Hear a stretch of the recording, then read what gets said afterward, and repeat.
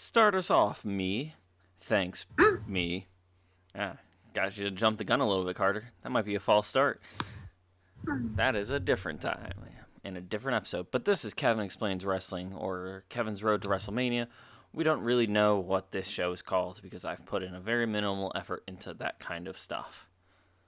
So last week we talked about what is the Royal Rumble and what is the Road to WrestleMania. And since the Royal Rumble just passed, as well as the Raw following it, we're going to talk about what has happened since then. First off, What's up, guys? My name's R-Truth, and welcome back to R-Truth Explains Anime. We're going to start off this episode. We're going to talk about Dragon Ball GT. No, don't make me talk about Dragon Ball GT on the podcast, bro. I don't want to. We got an R-Truth. I do have plenty of R-Truth moments mentioned. Wait, is this not? Nah, this isn't it, man. This isn't it. No one can beat me when I'm Super 17. Oh, my bad, y'all. I'm in the wrong recording studio. All right, I'll be. Okay, that's my bad. I'll see you guys later. I gotta go. That was. How long do you think he was orchestrating this bit in his brilliant entire time? The entire time. Since R-Truth showed up at the Royal Rumble. But I'm also not entirely convinced he's not going to lead the call right now to commit to the bit. Oh, he's here. Never mind. Yeah. We're good. The whole crew's here. Woo! Aren't you so excited? Yeah, even Lanky Kong. Yeah. R-Truth's gimmick for the longest time is just like him not understanding what's going on, and completely compare me to any Donkey Kong character that's not Lanky Kong. Oh, Lanky. Anyway, I would prefer to be Funky. You could be Diddy. I'll take it. He's got a gun. Anyway, the Royal Rumble and what the fuck happened afterwards. So, yes.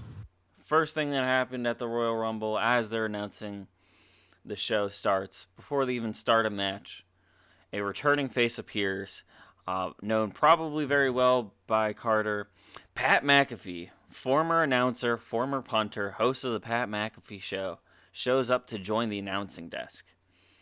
And it is later revealed that with his stint at for college football being done, because the season's over, he is going to be a permanent commentator on a Raw, and I cannot be more excited. Dude just has that goofy fan personality come through, and just makes everything so much better. His persona does make much more sense for this genre. Yeah. So, first match of the night was the Women's Royal Rumble. Ooh, let's hear it for women.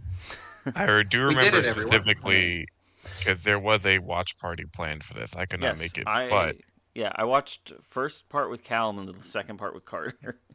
I remember that because in the group chat it was said Carter was like, "I'm showering" or something like that, and I'll be there soon. And then literally Callum said, "You missed the women fighting," or as if it was like the highlight for him. Yeah, I mean, it was pretty crazy. I mean, they are the wonderful women of wrestling. Do they still use that? The www.com? Yeah. But so the Women's Royal Rumble put on first. The mentality for a lot of people behind the scenes is if you are not last, you want to be first. You want to set the tone. And honestly, they set a pretty high tone. So the two openers was Natalya, who is one of the longest active members of the roster, let alone the women's roster, and a returning Naomi. So Naomi left the WWE about a year and a half ago because of contracts, disputes, and other shenanigans. And less than a week beforehand, she was wrestling at a competitor promotion of TNA. And she was a former women's champion there. So for the fans at home, what does TNA stand for in the wrestling Total world? Non-Stop Action. Total Non-Stop Action. Okay, yep. I feel like that's a very unfortunate acronym for women's wrestling. Yeah, no, it is. Also, their women's champion is called a Knockout Champion. That's the title. Nice. But yeah, usually it's like the other promotions will intermingle more, but the WWE stays pretty pure WWE. And then they have, like, the couple Royal Rumbles they've had.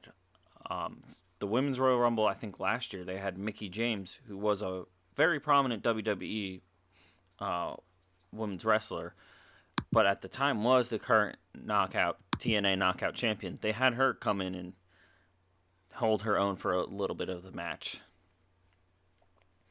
That was a couple years ago, but Naomi came back. She literally just lost the women's title 2 weeks beforehand. I was like just looking it up. And she had a rematch within a week before showing up. So those two started off, followed by Bayley, who came in at number 3, and Candice LeRae, who came in at number 4, and then Jordynne Grace, who for non-WWE fans seems like a pretty foreign name, and that's because she is the current TNA Knockout champion. The one that was feuding with Naomi pretty much the entire month of January also makes an appearance, which is pretty insane that they're starting to like open up the doors of the world of the WWE, albeit a little bit with the Royal Rumble matches, but it's still there's a little bit of a crack at that door.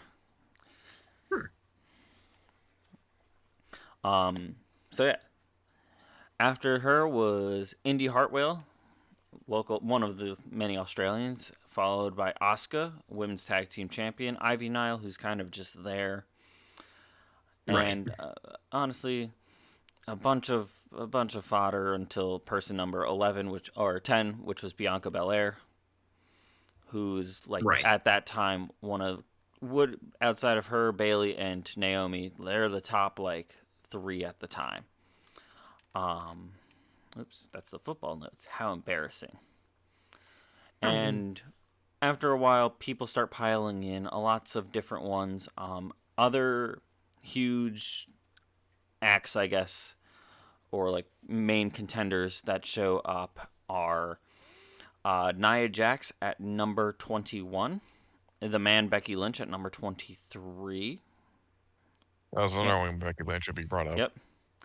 And then at number 25, it was originally revealed to be Valhalla, also known as Sarah Logan. She is currently she has been a wrestler for like a full-time wrestler in the past. She's more of a valet role where she occasionally has a match or two, but she more walks out with the Viking Raiders. Tom, are you a fan of Assassin's Creed Valhalla? I completed the game. Are you a fan of the aesthetic? Yeah, I like the aesthetic. All right, then you would like the aesthetic of these guys. Viking themed. Yeah, I don't know. That game was a slog. Yeah, it was. But I do like the aesthetic. Yeah. So, she starts coming out. She occasionally wears antlers. Hasn't worn them in a while. It was very clearly pointed out by Michael Cole and on commentary. It's like, she's got the antlers again. Dude was happy about that. But as she's making her way to the ring, she was pushed aside because one Mr. R-Truth walked in. And this is what Callum was yelling about. Yep. Yeah. R-Truth, the most confused man in all of WWE, was just like, my slot. And he gets in there, he starts doing his thing, gets eliminated by Nia Jax pretty quickly, and then management comes out.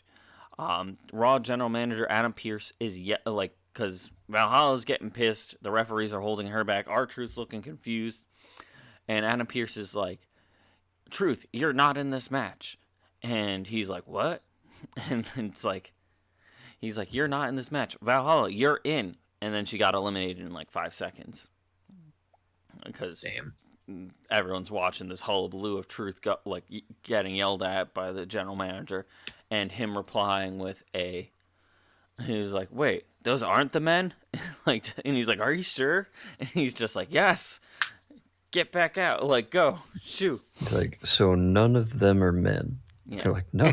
Yeah, that's exactly. So what you're telling me? And then he does the whole my bad thing, which in the pre-show, because they an hour, like kind of like football games, typically an hour before they do pre-shows and stuff of like, here's what to expect, here's some storylines going into it. They used to do matches during it, and they kind of faded that out over the years because it just felt like some of them should have been like main event level matches and just didn't pan out. Others were just kind of like, it's like, all right, why did we watch this? What is the point? Right. You're just wasting time and talent.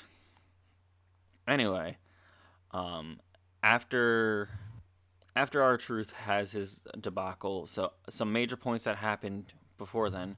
Number one, Natalya, she attempted to betray her kind of teammate friend Tegan Knox, and Tegan Knox kind of out schemed her, but then also got eliminated very quickly after because, for lack of a better description, the vulture of the match, Bayley, was just taking some easy eliminations, and people at home were like, "Oh, that's kind of bogus that Bayley's taking these like ones that's like, dude, she's kind of in a bad guy faction. You do understand that's the perfect gimmick for her right now." And one former huge Japanese star, decently sized WWE star, Kairi Sane, she held on to the side of the ring like Spider-Man because it was, you were not out until both feet were touching the floor, and she that's sick. full on spread. There is some crazy eliminations. She was gripping on with her life. Her feet were barely like holding on. It was hella impressive because she held that for a solid amount of time. Right. That was a gimmick I wanted to see more in the men's Royal Rumble. Not a lot of people were taking advantage of, like, hanging on for dear life. Yeah, that was kind of lacking a little bit this Royal Rumble. I also noticed that, but there are some hiccups that we can, like, in the planning process, getting to that. Right. Another thing is, I mentioned last week, you never want to be the person that does the preemptive point. If you do the preemptive point, you are guaranteed to lose. Zelina Vega combo. Yeah. So for context, Tom, and anybody who didn't listen to last week's episode, from last night until WrestleMania, there's a huge giant WrestleMania sign in every single arena. And it's a whole bit of, if you win, you point at the sign, fireworks and pyrotechnics all go off around it, and then sometimes maybe confetti, and it's just like, yeah, I did that. I'm going there, because you win, you go to WrestleMania guaranteed, minus injuries, of course. And if you do the preemptive point where you don't have the match won and you point at that sign, you're gonna be out, buddy. Almost a guarantee. And she lost. Is it just like a taboo? Yeah, it's kind of like a curse kind of situation, or like a superstition where if you point at the sign before you win, you do not win. Let me break this one down for you, Tom. See, it's not dissimilar to Bring It On, the iconic cheerleading movie, where if you drop the spirit stick, you will in fact jinx the entire season. I see. Okay. Yeah, Tom, big Bring It On person. Yeah. Listen, I know more about that than wrestling, so very minimally more, but still more. I was gonna say, can we get Tom Explains Bring It On? No, but if we talk about Tom Explains Spin, call me, because I'm ready. Anyway, and then at number 28, we have a huge debut. Her name is Jade Cargill. She was one of the top women's wrestlers of the promotion AEW, which stands for All Elite Wrestling, a lot better of an acronym than TNA. I would agree. And she ruled the women's division there, kind of like the mid-card title, where so the people that would perform on, like, they wouldn't main event, they would be on the middle of the show. And she had the women's title for that for quite some time, had an undefeated streak, is also yoked. There are, like, all professional wrestlers, or most professional wrestlers, are all super strong. If you put an average person next to them, it's just like, oh, wow, you are ripped. And then, but if you see them together, they look kind of average because everyone looks like that. And then there's people like Bianca Belair, Charlotte Flair, and Jade Cargill who make the average wrestlers look like average people. They are just yoked. And her and Bianca Belair, who was a previous winner of the Royal Rumble, previous champion for quite some time, known as the greatest, the fastest, the strongest, the EST of the WWE, they both held up people, like, way above their head, arms pretty much extended, and dropped them at the same time after staring each other down for a minute. And if that's not strength, I don't know what is. Yeah. That is kind of baller to, like, intimidate your opponent by throwing another lesser opponent down in front of them. Yeah. And Jade Cargill also tossed out single-handedly Nia Jax, who up until that point was pretty dominant. I believe she got 8 eliminations. She's like a little bit of a bigger girl, but she was like supposed to be the monster. Like, she was the one, like, everyone's rooting for as a front runner if you look at the betting boards before the match. And Jade Cargill kind of threw her out like it was nothing. I cannot believe people. Well, I can believe people bet on this. People bet on the Little League World Series. No, people. So I guess that tracks. People don't really bet on this because it's scripted. There's such an easy way to rig it that it's no one really. Yet people bet on the Super Bowl. I mean, what? Different podcast, Don. Different podcast. I know. I'm just stoking the fires. I'm Uh-huh. just stoking the fires. I don't know if I have the emotional support to talk about that right now. Anyway, and then at number 30, Liv Morgan returns after being away for a little bit, and it's kind of funny that she came back and so it took place in Tampa, Florida, where within the last month, Liv Morgan got arrested for possession. Of what, marijuana or other marijuana. drugs? That doesn't count. Yeah, it counts in terms of she got arrested for it, but I guess it was proven to be her friends or some. I don't know. It's dumb. But yeah, it was pretty dumb. But it was kind of interesting to see her come back after a minute, and it was it was scheduled for her to come back for a while at that point, but it was interesting to see that it was in Florida.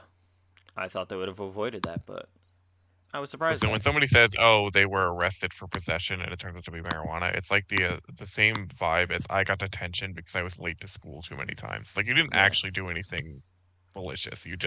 You kind of were just got screwed there. by the system. Yeah. Exactly.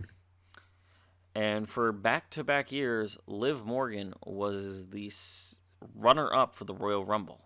And this year's Royal Rumble winner was the number 3 entrant, Bayley. Who, honestly, in my opinion, deserves it. People are like, why Bayley? And it's like, no, she deserves it. Question time. So you said it's scripted. Is the winners scripted, or is it just the fights are scripted and then they just, they go until they can't go anymore? So in the Royal Rumble match, it's scripted, but also, like, it's pretty loosely scripted, where everyone gets assigned their number, unless once again injuries forbidden, like not forbidden, but you know what I mean. How dare you get hurt? And you have your own roughly around 30 seconds, give or take, after you come out to just have the entire spotlight to yourself. So most people, that's where they're going to have big moments or big losses or something. And then you're kind of thrown to the side where you're kind of just going up to other people and going, it's like, all right, we're going to hit each other in the corner to stay out of the spotlight for a little bit, but make it look like we're doing stuff. And then okay.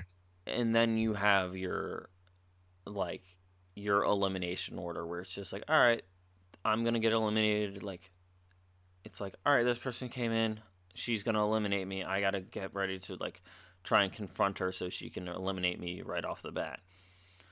And then part of me likes to believe for some of the wrestlers that were fans growing up, like Bayley, who she was a huge fan. They do a little bit of a surprise for the scripting of like if you win, where the person that is the runner up, they tell them they're supposed to win, and then the person that's the runner up takes a dive earlier than expected, and it's just like, oh shit. But I'm pretty sure they let them know right off the bat, hey, you're gonna win this year, kid. Oh man, I'd be so nervous if I knew I was gonna win and just had to sit on that information. Yeah. All right. So Bayley wins. We're happy about that. The following match. So there was only 4 matches this night, because 2 of them were hour-long plus Royal Rumbles. The second match of the night was for the WWE, is it like World Heavyweight Universal Championship? It's the one Roman Reigns had that used to be the World Champion in Universal, and then they combined them and made it easy. But they also combined the names and made it stupid. Anyway, so it was a fatal 4-way match, so 4 people all fighting at the same time, of Randy Orton, LA Knight, AJ Styles, and Roman Reigns. So, first off, they're talking about how this was a Slim Jim sponsored match, which, due to controversies that we'll probably get into later, wasn't a guarantee to happen. Slim Jim was tentatively pulling out depending on a reaction. Oh. I can't wait to get into that because I have no idea what it is. Oh, yeah. So I'm excited to hear controversy. And yeah, it's like legitimate it's controversy. Kind of a big one. It's a big one. So it is Roman Reigns. He is about 3.5 years as this champion. Mm-hmm. He has won through some pretty scummy means over the years, but he's still the champion. Crowd favorite going into it is LA Knight. He is one of the hottest talents. Like, in terms of, I guess, the way to classify it, you have the people that you are pushing to make look great, and it's like, we're going to give you these easy matches, easy wins, make you look strong. Then you have people like LA Knight, who just has a very infectious personality, and everybody loves him. He's obviously the crowd favorite to go in. So, in a fatal 4-way match, because for championship matches, it's like, all right, now everyone made their entrances. We will give them each their moment where we say where they're from and stuff. A fatal 4-way, there is no disqualifications and no count out. So in your standard wrestling match, if you leave the ring, you have to the count of 10, which is a wrestling count. So it's like, is it going to be quick? Is it going to be slow? Who knows? And if you don't make it back in, the person in the ring wins, or it's a double count out. And it's the first for a pin or submission. That's it. So Roman did not need to lose, or like he didn't need to get pinned in order to lose the title. This is something that they do in matches where they do not want the champion to look weak, but they don't want him to hold the title. And so like he could have kept going, but he got knocked out of the ring, or he could have kept going, but whatever. Yeah, he didn't. He was not the one that had his shoulders planted on the ground, or he was not the one that tapped out, but he still technically lost. Or I guess he lost in terms of he didn't win. So at the start of the match, the boys are bickering and they start teaming up on Roman because dude's huge bad guy now, and nobody's a fan of him behind the scenes outside of his group, which is also his family, the Bloodline, and even that whole family isn't 100%. And then they kind of eventually make their way outside, where it's Randy Orton and LA Knight, and they start doing anything you could do, I could do better. Yeah.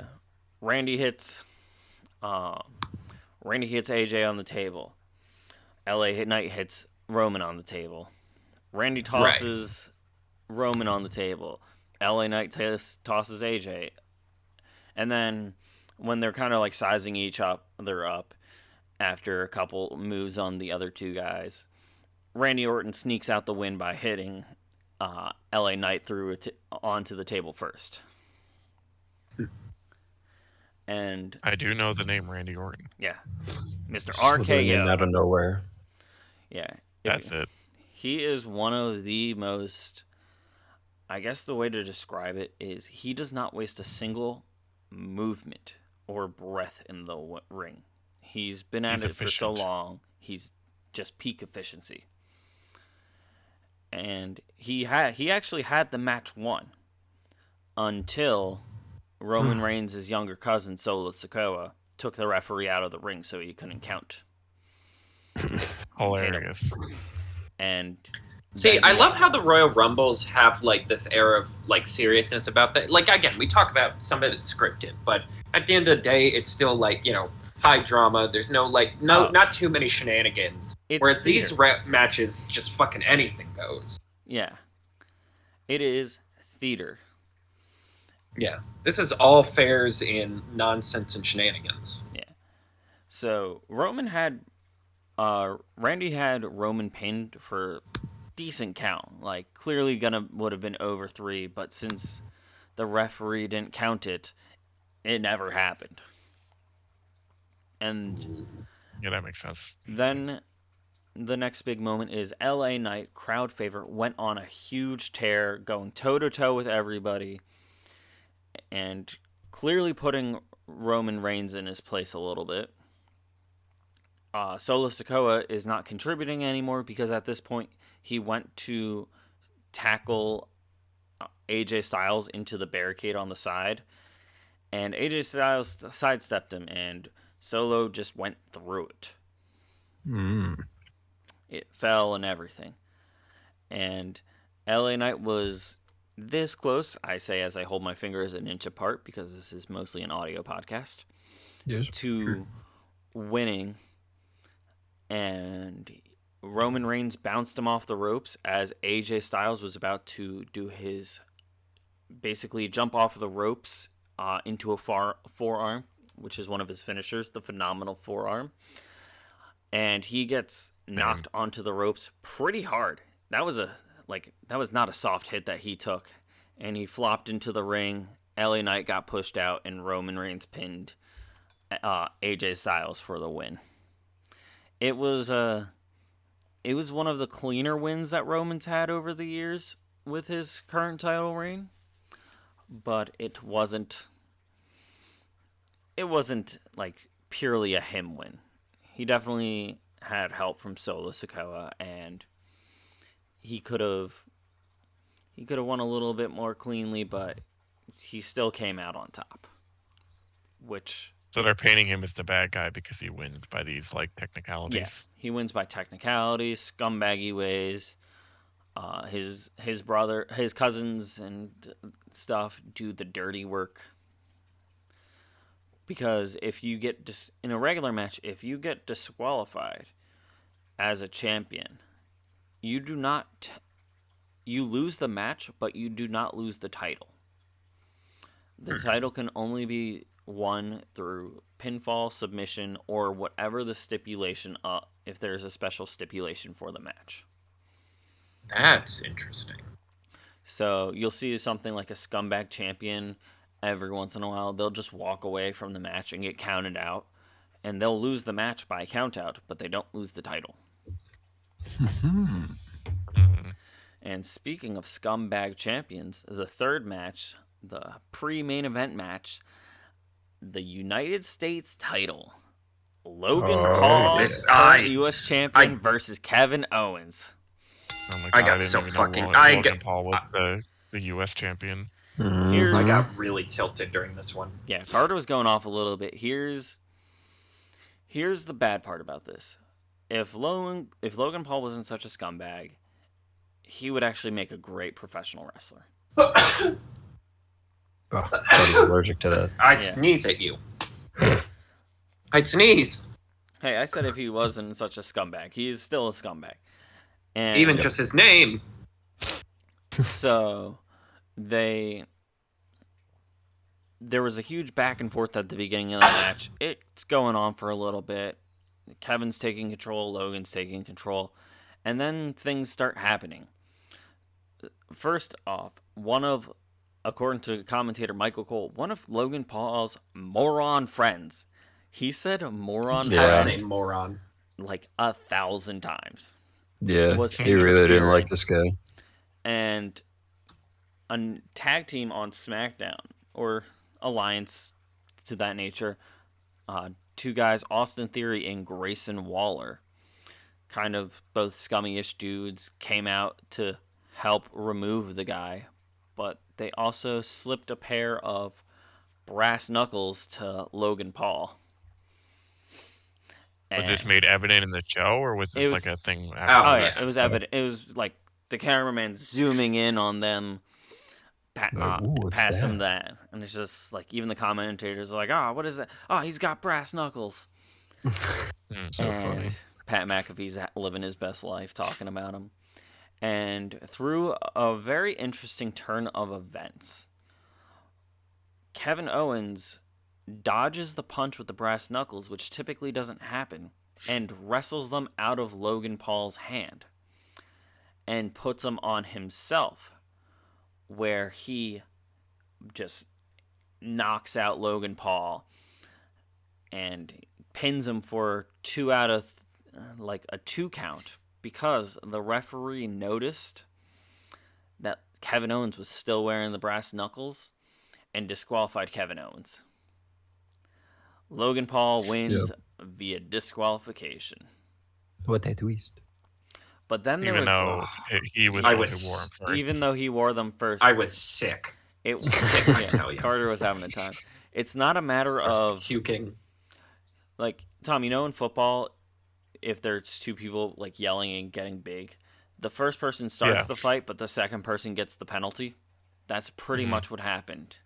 He started it, but Kevin Owens got the penalty.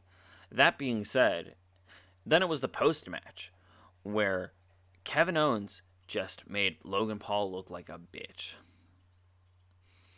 I thought he was going to kill him, honestly. Obviously still scripted, but Kevin Owens just went off and beat the shit out of Logan Paul to a point where he's standing over him and doing the what? Kind of flinching at him. And it's just you clearly asserted yourself as the alpha male. Just pee on him now. Mm-hmm. Where's the pee? It's not always the answer.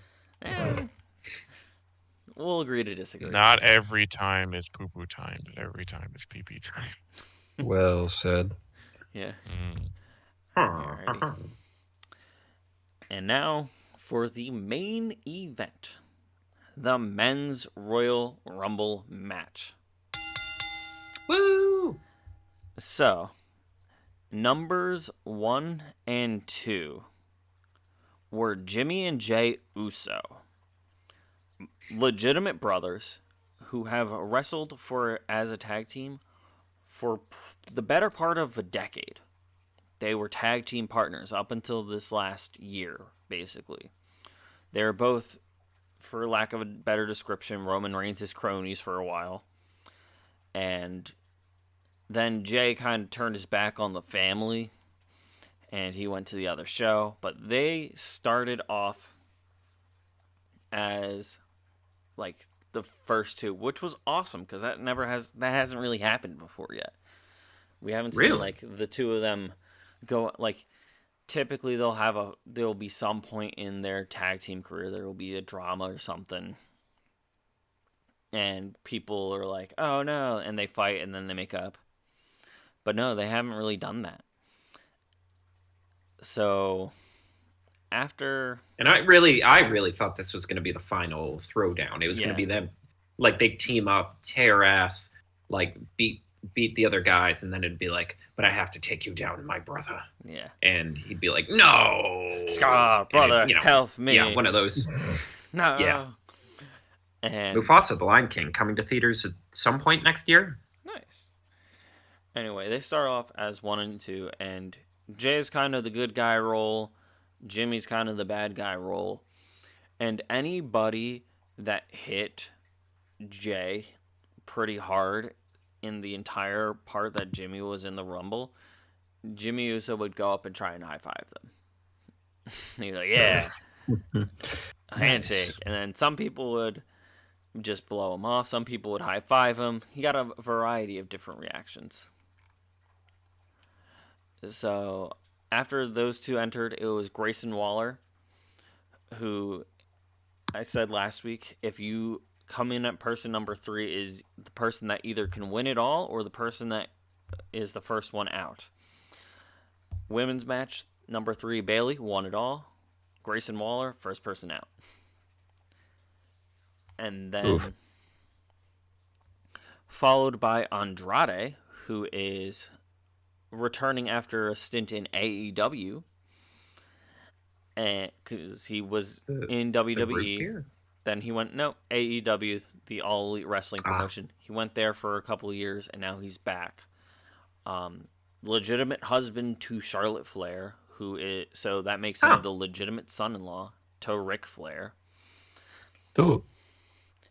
And then you had a couple enhancement talents show up. You had a couple, like I don't want to say rookies. They were the developmental wrestlers. That's the word. Show up. Another notable appearance was Dirty Dominic Mysterio, who came in at number 11 or number 9, who is the most hated man. He has a microphone, and he gets booed so loudly he can't be heard. That's how much, he is... Rey Mysterio, one of the most loved wrestler of all time, sons.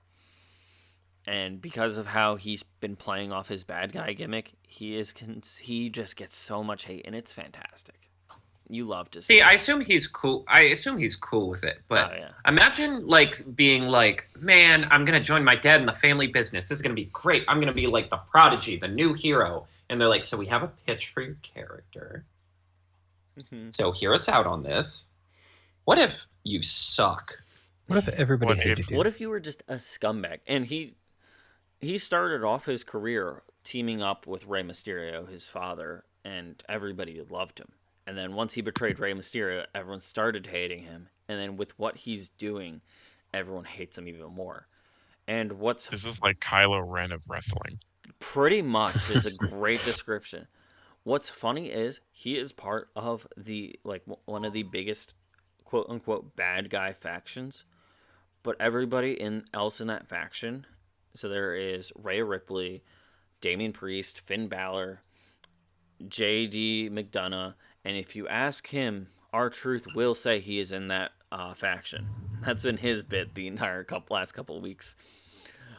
And everyone else gets cheered because they are so legitimately good at what they do. But Dominic Mysterio gets booed out of stadiums, basically. And he's not bad at what he does. That's the funny part. It's just all from the narrative? Yeah. It's all based off of narrative stuff. Yeah. If you look... So it's not like a controversy do it for the Roman Reigns? I'm sorry, what was that? It's not like a controversy like Roman Reigns. I mean, he's won in controversial ways and stuff, but he's just so disliked because he was mean to Rey Mysterio pretty much, and now it's just cool to not like him. But it's hilarious. Surprising upset for people getting out was Bobby Lashley got out very early, who is this huge man that can crush a watermelon with just by flexing his arms, basically.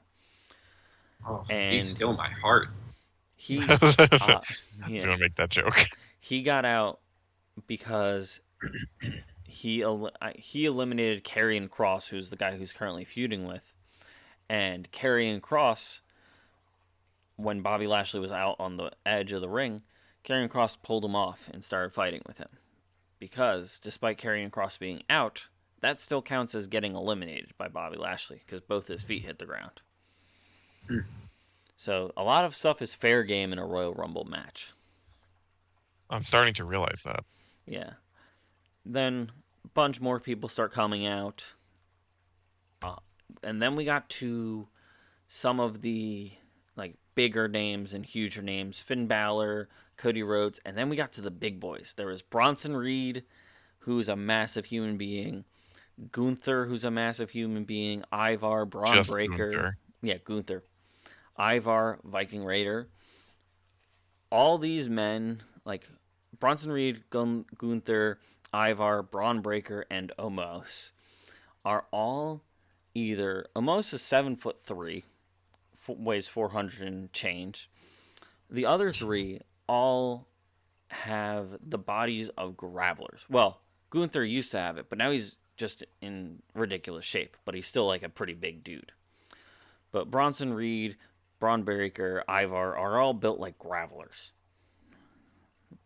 Like that's a Pokemon for those of you playing along at home. So. Oh, I was like, is that a wrestling style? And then I'm like, oh, right, the Pokemon. There is a wrestling I style hope called our audience at least has some sort of I would assume so. Pokemon and or wrestling background, because otherwise, why are you watching? Yeah. You poor soul. But it was to quote Big E, it was a bunch of big meaty men slapping meat.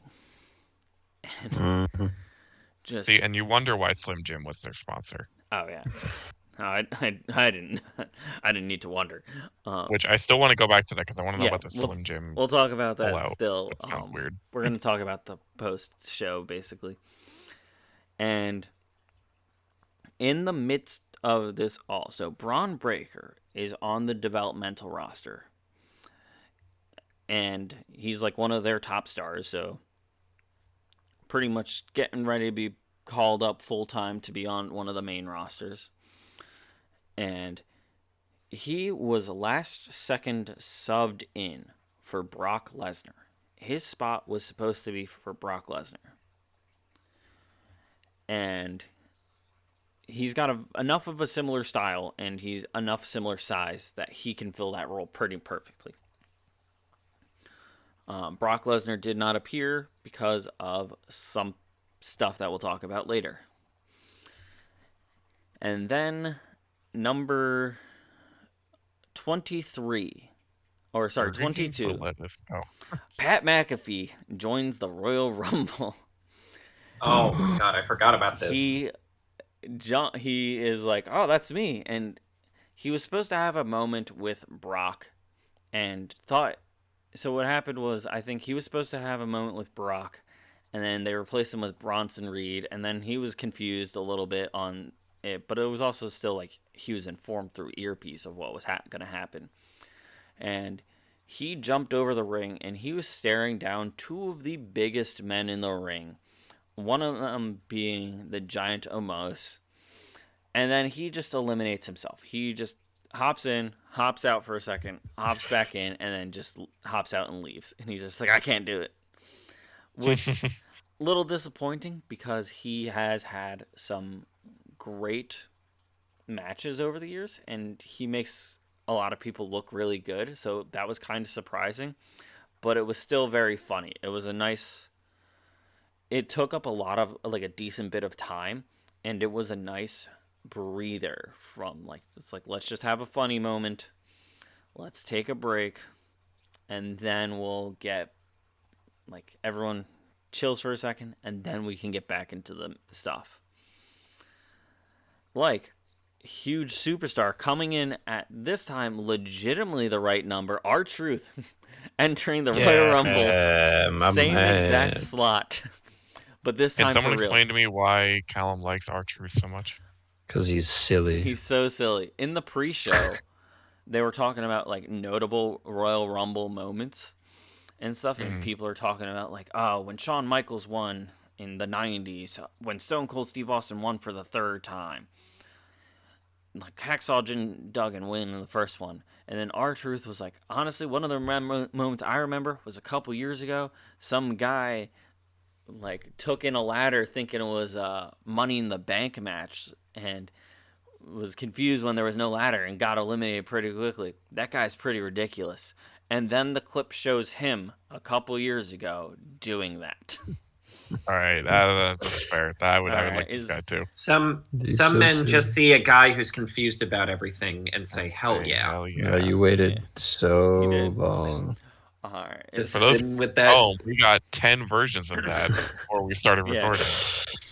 We were in the lab. Look, let me tell you a little story device called Chekhov's gun. The gun has now gone off. I don't know what you're doing to that gun, but I don't want to hear about it. Yeah, I do not want to hear about it either. But I guess our post, Molly texted me from the distance. My guy, Prison Dom. Well, we could talk about him later.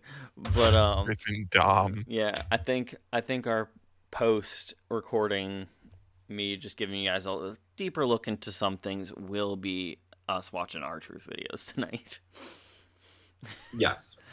So R-Truth is in, The Miz is in, and now it's like there's a bunch of names that still have yet to come in that are pretty huge names that have already declared. At number 27, one of the most winning numbers is CM Punk, who left almost 10 years ago to the day out of just disagreement with management and stuff like that.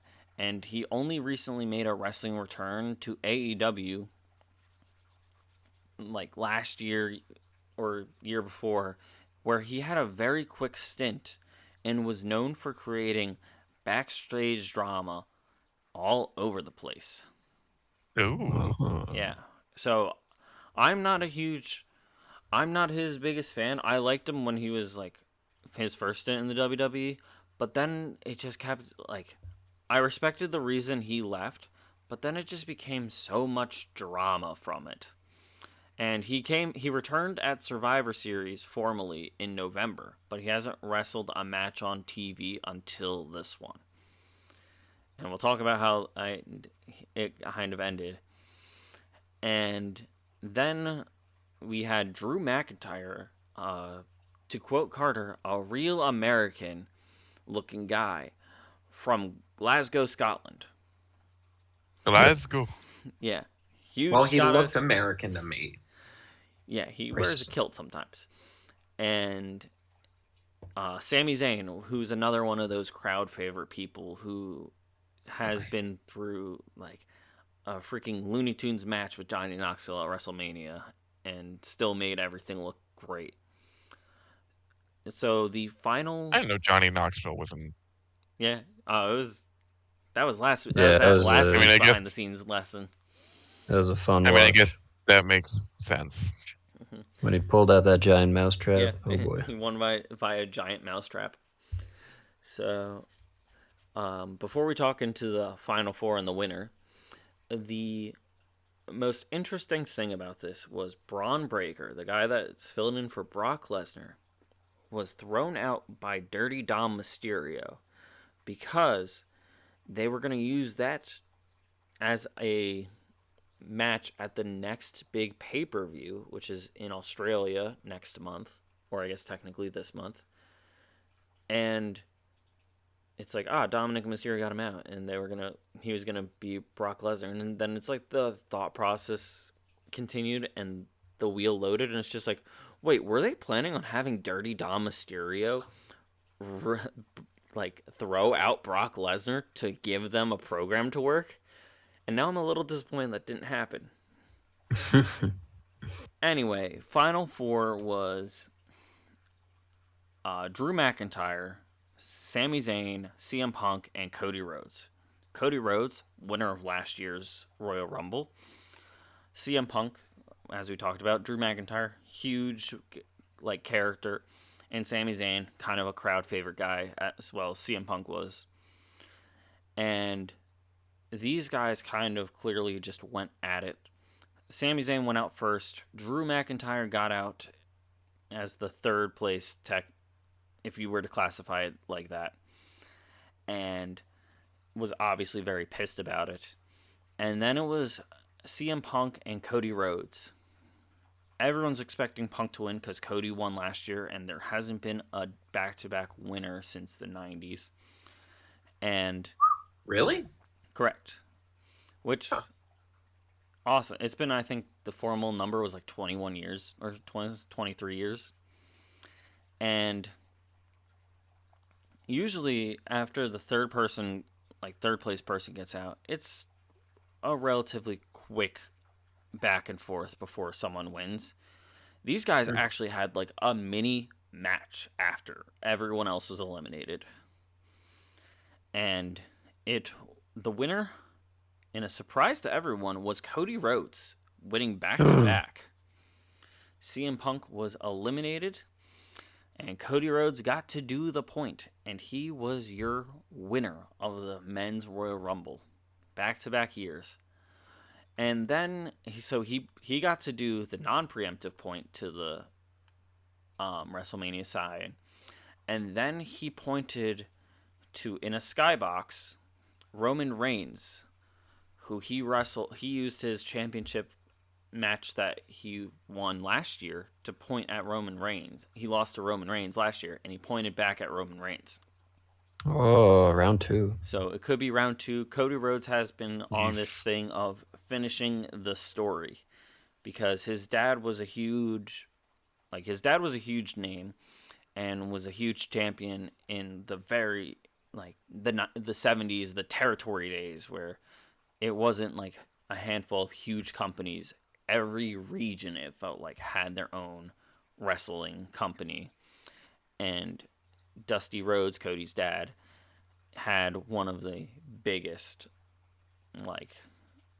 wins, and everyone loved him. Huge following. So Right. he never held a title in the WWE. So that's Cody Rhodes' finishing the story, is I'm going to finish my dad's story and win a title. And he's been on this since WrestleMania last year. If there's one thing we know about him, he's a finisher. Not everybody can say that. Not everybody finishes. But this guy, okay. Alan, I swear he to God. can finish. So I really thought for a moment that you knew what you were talking about. No. You actually tricked me. When do I not know? Other than right now. Yeah. So after the premium live event, there was a press conference. The WWE over the last year or so started doing these, and honestly, fantastic, because it is. Are they as unhinged as I think they are? It's actually surprising. It's unhinged, but like some of the questions, but it is legitimate reporters asking legitimate questions that they are filming them answer. So it's not a scripted thing. It's. I think some questions were given as scripted questions, but when we talk about the third talker, we'll talk about all the unscripted aspects of it. First off, Bayley won since Bayley won, she was the first one up, and there was a legitimate amount of glee in her face. She was it was clearly she was trying to play it cool, and she was legitimately happy, and we're happy for her. Love it. Yeah. Love it. And then was Cody Rhodes. Cody is also a founding member. He helped start AEW, that promotion. And so he has a lot of press experience. Almost every single premium live event, Cody has a spot to talk to the press because he is damn good at it. And the first person to ask him a question was former wrestler Diamond Dallas Page, who also runs a big yoga program, fun fact, currently.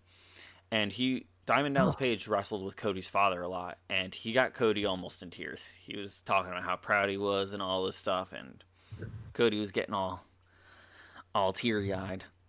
And then the allegations get brought up. Uh-oh. So, Yes. the allegations are not against Cody, first off. They're against former owner Vincent Kennedy McMahon. Oh, really? Yes, he has. It's basically like sexual misconduct, sex trafficking, kind of things like that. I don't want to get too far into it because I don't want to have to, it'll be way too big of a deep dive about it. So, some notable things. Remember how I said the Slim Jim almost pulled out? It is because of these allegations. Fortunately, Vince has been in, since the WWE got bought a couple months ago by the people that own UFC, Vince has kind of taken a further backseat because they were just like, no, we want your son-in-law, Triple H, to run all the creative content. We want him to... I did not know Triple H was his son-in-law. Yeah. What a family. And he's the god of war. He does look like Kratos a little bit. No, doesn't he play him Percy Jackson, or is that a different wrestler? That's a different wrestler. That's Edge. Ah, dang it. I'm racist. Sorry, guys. He does, Way to he go. does give off Kratos. No, but Triple H does give off Kratos vibes. Yeah, I've seen Triple H before. So he does. Yeah. So Slim Jim almost pulled out, and the reason Braun Breaker replaced Brock Lesnar is because Brock Lesnar was like he was one of Vince McMahon's boys. Like, Brock would do very little for anyone, but if Vince asked him to do it, he would let Vince do it. And he's one of the few people that if Brock had a bad match or something happened, which has happened, he's literally thrown the title belt that he won at Vince behind, the curtain and stuff. He's thrown it. And Vince has yelled at him, but Brock didn't really he didn't care. He hides out in the Canadian/Minnesota wilderness in his free time like freaking Sabretooth.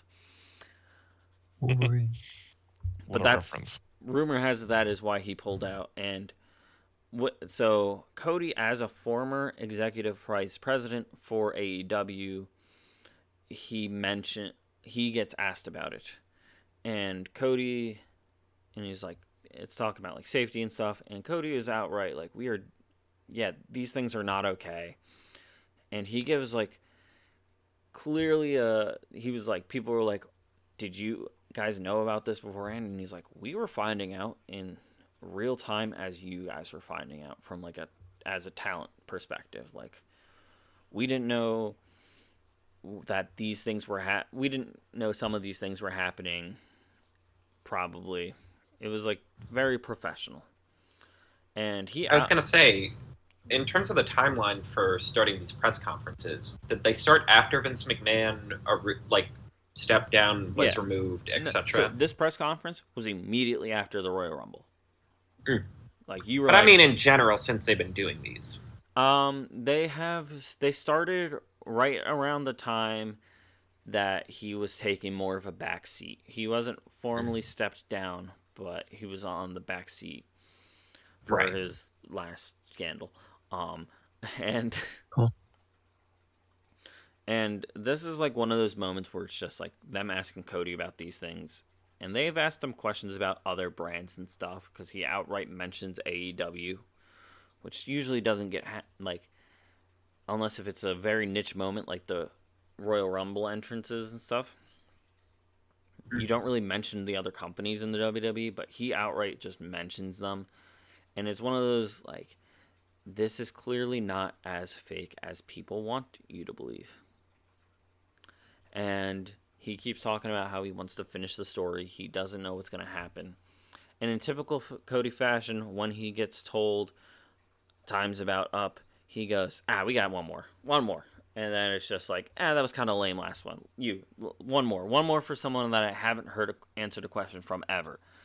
And he's so familiar with the press, he knows all their names. He outright has talked to he outright has called out people's names, and he's like, yeah, and it's typically at the conferences, they're just like, yeah, start off by saying your name and what publication you're from.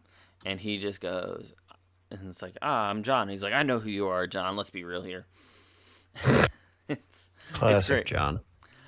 So he answered a couple bonus questions. Can't get enough of that, John. Yeah, and then it was Triple H, the guy in charge of all the creative content. Typically, he comes out, gives some stats, talks about how it was huge record number of buys for this pay-per-view, huge record number of seats filled, the works. And his questions about Vince McMahon, who is his own father-in-law, they were answered professional-ish, but they were very curt.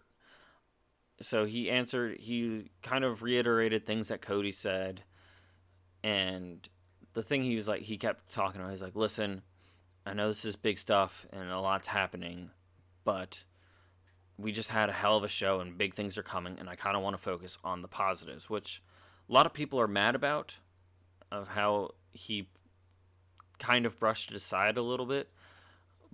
But I'm willing to give him kind of a bye because there is a lot of big news happening for the WWE, like big good news. And there's also the factor of this is his father-in-law and huge allegations. So he's going to have to process it a lot differently than Cody. He's going to have to process it a lot differently than other people. Thanksgiving's going to be real awkward, so yeah. But he did say, like, he outright admitted, he's like, I know this sounds cliche.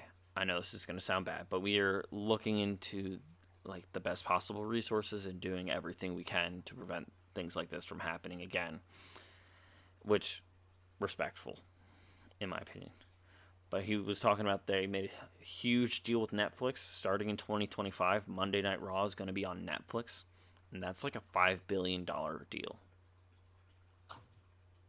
Jesus. So not only is the WWE Monday Night Raw leaving USA for the first time in decades, it is going to be like one of the first streamed like sports entertainment events regularly on Netflix, which is kind of sick.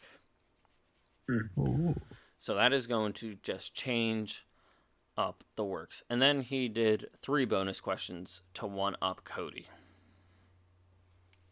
So, as you do. Yeah, obviously.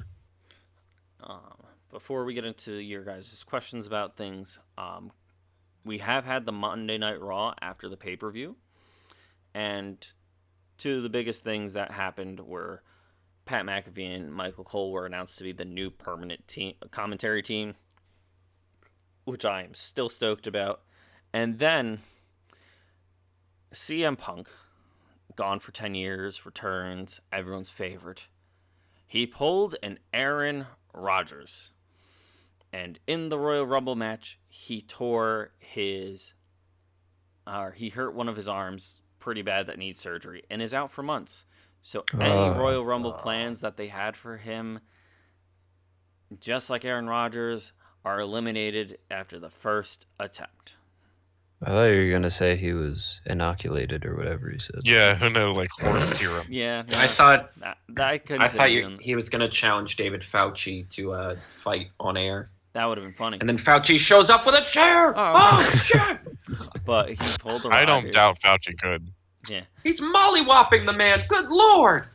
But one of the most badass lines ever gets said of Drew McIntyre comes out because technically Punk got hurt during one of his moves. The moves that's Drew McIntyre did on him. And he's like, Drew McIntyre was like talking about like praying and stuff. And it's like, where's he going? And he's like, I prayed you would get hurt and miss WrestleMania. And it's just like, Jesus. Dude, that's vicious. And he's got no, like, it is just monotone and deliberate. It's filled with malice, and it's just like, all right, bet. And so, with the winners, Bayley is probably going to use her title match against her current stablemate in the group Damage Control, Io Sky. And Cody pointed at Roman at WrestleMania or at the Royal Rumble. However, Seth Rollins, the other champion for Monday Night Raw, has been talking shit on X, also known as Twitter, about that. He's like, why are you looking so far away? Sometimes it's right here, and just going off about that. So, because of Brock or CM Punk's injury, things might be shifting, but it's going to be interesting to see where that goes. So, that is everything that happened pretty much at the Royal Rumble, summarized into about a quarter of the time. Questions? Well, my first question is, out of all the storylines that have started to develop after the Royal Rumble, what is your favorite? Ooh, great question. I'm kind of at a little bit of a crossroads. Cody Rhodes' finisher move. I like that whole, like, the Cody versus Roman again, but also the factor of Seth might be involved because it's not clear cut of who he's going to choose this year, which is interesting. And that's kind of a fun angle to look at, but I think I like Bayley trying to get her, like, she has been like one of the top women's stars for years and she's helped out with a lot of people getting their moments, but hasn't had as many moments herself, and I'm excited to see that. I'm upset with the whole Vince McMahon scandal because apparently one of the rumored matches was going to be Gunther versus Brock Lesnar, and that was going to be a hell of a match. That would have been two dudes hitting each other legitimately, pretty much. I appreciate them having the responsibility to axe that, though. Yeah. Well, it's because Brock Lesnar doesn't want to show up. What's funny about all this is obviously I don't have any experience in wrestling. So when you speak about these fights, sometimes you say just their first names. Yeah. And when you do, my brain goes to different things. So you were just saying, like, when Cody meets Brock and they fight Vince, and all I'm thinking of is, like, Cody from Surf's Up meets Brock from Pokemon. And it's like, and meets Vince that's how LaSalle from Disney's Recess. Yeah, there you go. Exactly. It was like, yeah. Yeah, I was thinking of that when he was talking about Kevin versus Logan. I was like, that's like a group chat. It's like D&D. Yeah, that's when Kevin and Logan were RAs on duty, and I went to pick up and, like, so we can do our rounds with someone else, and I was just like, hey, you ready to go?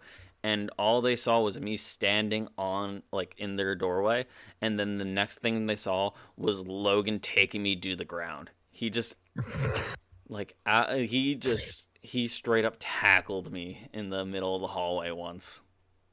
And I just disappeared because he could. Oh, good. Yeah, he just did it, and I was gonna be a good sport about it. I wasn't gonna be a dick. Oh yeah, I got you. But yeah, it was just for fun. There was no hatred. There was no meanness. Not that I could figure anything that you and Logan would actually fight about. We'd fight about which one liked each other more. Anyway, any other questions before I close this out? And yeah. I have a question. Okay, go ahead. No, please, you first. No, you first. All right. It might take a little while for me to answer this, so I'll give you some time. In your opinion, based on everything that you have seen through your history of watching wrestling, and now with these big events coming up, pee-pee or poo-poo? Ooh. Oh shoot, dude, that's a question. Watch there be a wrestler named that. This might sound controversial. Pee-pee poo-poo. Oh my god. I hadn't even considered the option. Oh my god, the controversy. We're making controversy on this podcast. This storyline, where will it go? Kevin's gonna get canceled. No. I'll take it. All right. Tom, question? Okay, yeah, mine is a little bit more nuanced. Prior to this recording, Nothing. Prior to this recording, I actually did see a trend on TikTok about wrestling, and I want to get your take on it. Okay. So I don't know. I'm sure you know her. I think her name is like Akura or something like that. She's a Asuka? Japanese wrestler. Ah. She's a Japanese wrestler. She wears face makeup almost every match. Okay. Um, her name starts with an A or something. Sounds She like did some sort Asuka. of match with Triple H, or I think it was Triple H, and there was this to quote Carter, some discourse about Japanese wrestlers and American wrestlers having different reactions to their opponents. Because when Asuka and I think she had like there were some other female Japanese wrestlers met Triple H, they were like bowing to him and stuff and like shaking hands after the fight. Yeah. Um, and the discourse was like American wrestlers don't know how to act and they don't have any honor. How do you feel about that, given that it's all scripted and that most of the drama is scripted to make it more interesting? Yeah. So, And it's less of a honorable thing to, yeah, throw it's yourself over somebody than it would be to do like, I don't know, like yeah. taijutsu or something. So, great question. It's every region of the world that has like their own, for lack of a better description, like wrestling style. It has like there's different things that are considered your normal everyday things, and there's different aspects to it. For example, if you go down to Mexico and Latin America, that's all lucha libre. You're wearing a mask. It's super important. You do not, until somebody takes off that mask, you basically do not live without your mask. It is sacred. And in the WWE and like American wrestling, it doesn't have the same standing. There's a lot more respect in the Japanese wrestling style, but there's also that's also their culture. It's Mhm. while they do build up some drama, they like to do a lot of the stuff in the ring and such. For the American showmanship, you've got like you got people being disrespectful about pretty much anything. You got people Pettiness. like outside of the ring attacks, all sorts of different things that don't really happen in other parts of the world because in the Americas it is the most just it is the closest to being a theater performance. It's more of a it's like an action theater performance as opposed to a lucha libre fight with some theater thrown into it kind of perspective. And then in the like Europe, it's all about like the brawling aspect. Like you're not going to get too many high flyers. You're not going to get people like sprinting around like luchadors or jumping off the top rope, but two people going into the ring and just punching the shit out of each other, very realistic. All right. I agree with you. That's why when I first saw it, I'm like, this seems very It's like I don't know. Did like an otaku post this? yeah, Like, it's did I just want to live in a world where everything is Japanese? Like I yeah, get it. Like yeah, honor is important and stuff. yeah, In like, but like, I don't know, it's such a weird thing to like bring up about wrestling. Like, yeah. does that person really Especially think that all these wrestling of people all like, things. yeah, like these people actually hate each other in real life? Like, I'm sure some of them do, Oh but yeah, not all of the there feuds are real. there is a lot of like legitimate backstage dislikes and stuff that happen over the years, but it's like why bother? And Exactly. there, I mean, it's a little bit why bother. It used to be a lot worse in like the '90s and beforehand. Now it's a lot more of a. It's since the current wrestlers grew up with the Attitude Era, which is like huge '90s wrestling. Like everybody was watching it at week in and week out, and you like that was a lot of people's first big interest into it, of it being more than just a bunch of muscly men showing off. Right. Like it was in the 80s and stuff, and it was more widespread than it was in the 70s. So a lot of wrestlers now were just huge wrestling fans. And it's kind of funny because the backstage morale, instead of people doing a lot of hardcore drugs and stuff and drinking backstage, people now like are playing Switch, playing Mario Kart in the back. Who's playing Switch? Having fun. That Callum You guy. are. I can see that you are. Okay, Tom can see. No, you can't train for our beef. You No. can't tell that I'm playing unless you're playing. Wait, what do you mean train for the beef? What beef, Carter? I'm assuming Mario Kart is what he's talking about, but that was just the Yeah. example. You think Callum's Callum probably needs to shiny train hunting. at Mario Kart? Yeah, that's how he gets good. Yeah, but No, he's like Frieza. He has innate capabilities. Like, true. That's right. If I train too much, I'll just be OP. I thought you were gonna say I'll turn black. Oh my god. That's For a the reference. It's a reference. That's a reference. That's a reference. That's a reference. Black Frieza is in the manga. It's his most powerful form, and it only happens because he actually dedicates himself to training. When he was born as a like emperor level power. He's racist. Well, yeah, Frieza is racist. We know this. This is the racist episode. Welcome, Apparently. Anyway. Yeah. I don't know where I was going before the Callum was outed as a racist. Well, me? Yeah, bro. You. Oh yeah, Dang. the backstage culture has like clearly changed, and everyone's just focused on putting on the best performance now.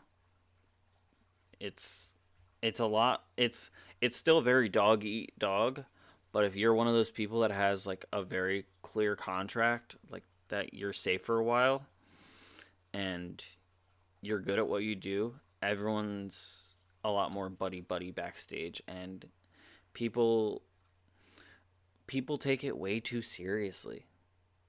It's something that drives me insane, because you get people that are like get legitimately like I get legitimately mad if there's people that are like getting title matches that I don't think should. Like I get upset by that. It's like, come on, man, there's better people, but there's like people that get legit like love just being super negative for whichever show they do not support, like wholeheartedly. It's like people will be like diehard WWE fans and be like, AEW sucks. It's like, which match are you talking about? I don't know. It just sucks as a whole. Like, come on, man. At least put in the effort of like to try and figure out something to hate about them, and vice versa and stuff. And like, fortunately now a lot more younger generations are taking over like wrestling promotions, so people can retire or get into huge allegations, and it just boosts morale. Like literally after it was announced that Vince McMahon was formally stepping down without saying what the allegations were, people said that backstage morale was already significantly better. God, I can't even imagine. Because Vince would change the show. It would be like the Women's Royal Rumble match will be going on, and then he's like, we're going to change the Men's Royal Rumble match. We're going to change things up. And it's just like, are you fucking insane? But yeah. Right. So he was He was the overarching overarching guy who's like, but what if we just change it? The CEO comes in and decides to change everything you've been working for. He for was the last, the villain. Anyway. He was the biggest villain of them all. He was number one. So that was the Royal Rumble this year, 2024. I had a great time with it. Yeah, Carter was living his best life. I felt like I listened to an audiobook, but I do like it. Yeah. Next week, we're going to be talking about some WrestleMania history. We're going to talk some stats, and we're going to have fun with that. We're going to get some like legitimate history on WrestleMania. Oh, yeah. That sounds fun. I'm excited. So until then, listen to one of the finale episodes of Kevin and Carter Talk Football. Please. We're almost done the season. Wait, what's... Oh, yeah. Kevin, what's that? Something slithering up behind you. Oh, what is that?